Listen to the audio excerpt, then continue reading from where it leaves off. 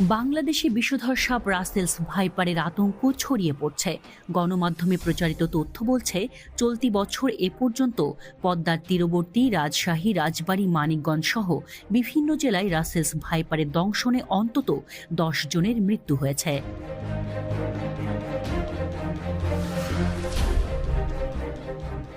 Russell's viper ভারতীয় উপমহাদেশের 4টি বড় সাপের একটি। ব্রিটিশ শাসনামলে ভারতে কাজ করতে এসেছিলেন স্কটিশ সার্জন প্যাট্রিক রাসেল। 1796 সালে তিনি এই সাপ সম্পর্কে গবেষণা করেন। তার নাম অনুসারে এই সাপের নামকরণ করা হয় রাসেলস ভাইপার।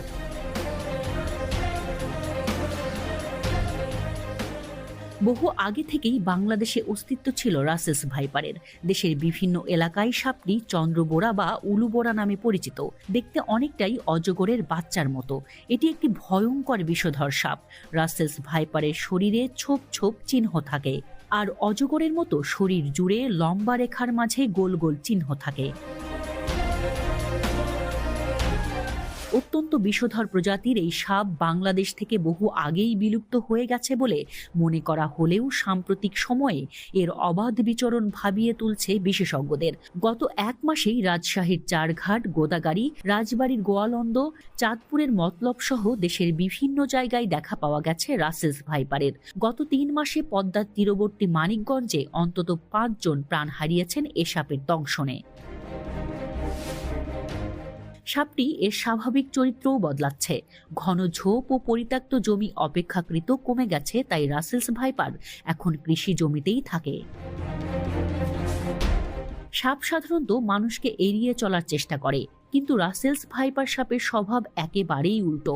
সচরাচর মানুষ দেখলে পালিয়ে যায় না, নিজেদের বিপন্ন মনে করলে হঠাৎই আক্রমণ করে বসে।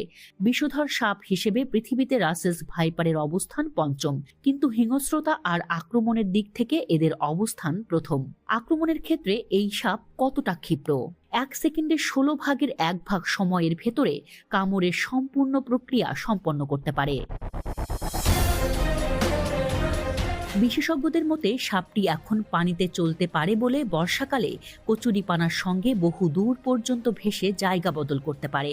চট্টগ্রামের ভেনম রিসার্চ সেন্টার তাদের ওয়েবসাইটে জানিয়েছে, শুধু বাংলাদেশ নয়, ভীষণ রকমের বিষাক্ত রাসেলস ভাইপার আছে ভারত, ভুটান, থাইল্যান্ড, কম্বোডিয়া, চীন ও মিয়ানমারে। এ সাপ সাধারণত ঘাস, ঝোপ, বন, ম্যানগ্রোভ ও ফসলের খেতে বাস করে।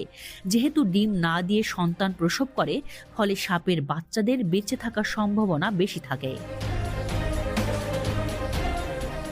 রাসেলস ভাইপারের বিষের প্রতিক্রিয়ায় আক্রান্তের রক্তক্ষরণ হয়, হৃৎপিণ্ডের সমস্যা দেখা দেয়, কিডনির কার্যকারিতা বন্ধ হয়ে যায়। ফলে যেসব রোগী আক্রান্ত হয়ে হাসপাতালে চিকিৎসা নিতে আসেন, তাদের শতকরা প্রায় 30% মারা যান।